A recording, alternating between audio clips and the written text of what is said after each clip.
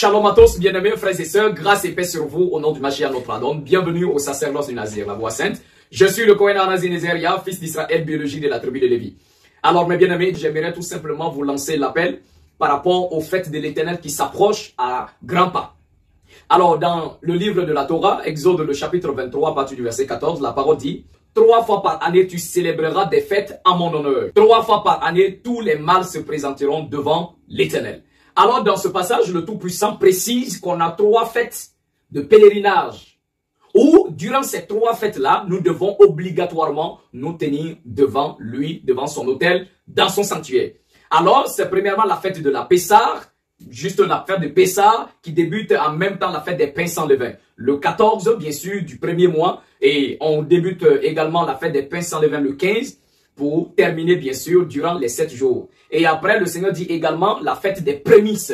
La fête des prémices, également la 3e fête qui est la fête des cabanes, où nous allons demeurer durant une semaine également dans les cabanes, devant la présence de l'Éternel. Il dit ces 3 fêtes-là, nous devons les célébrer. Alors, mes bien-aimés, c'est un petit rappel pour ne pas que vous oubliez. Donc, nous avons 3 fêtes de pèlerinage. Pour cela, nous vous invitons massivement à vous rendre dans le sanctuaire de l'Éternel où nous sommes ici à Abidjan, afin que nous puissions célébrer ces fêtes-là en honneur de l'Éternel.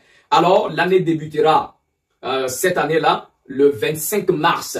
Le 25 mars sera un mardi soir, du mardi soir au mercredi soir, c'est-à-dire mardi soir le 25 mars, sera le début de la nouvelle année selon le calendrier de l'Éternel.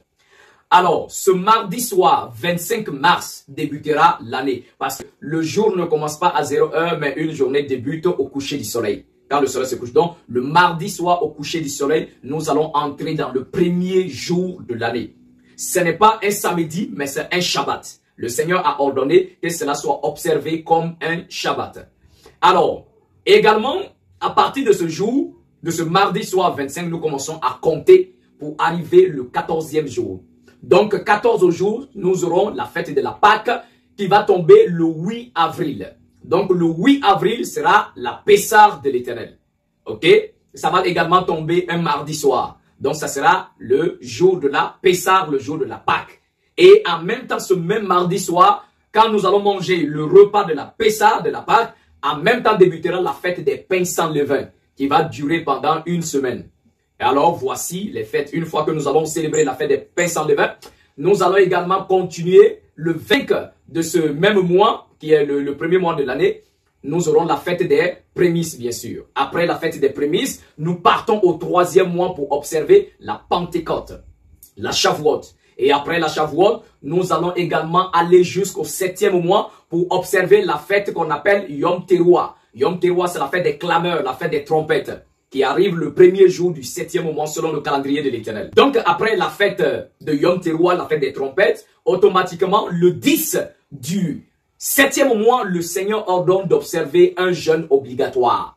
C'est ce qu'on va appeler Yom Kippour. C'est le jour des expiations où le Seigneur pardonne son peuple, où le Seigneur demande de jeûner obligatoirement afin d'expier nos péchés. Donc, une fois que nous observons Yom Kippour, qui est le jour des expiations, qui est le 10e jour du 7e mois, après cette fête, nous tombons également dans la fête maintenant de Sukkot, la fête où nous dormons dans les cabanes durant une semaine.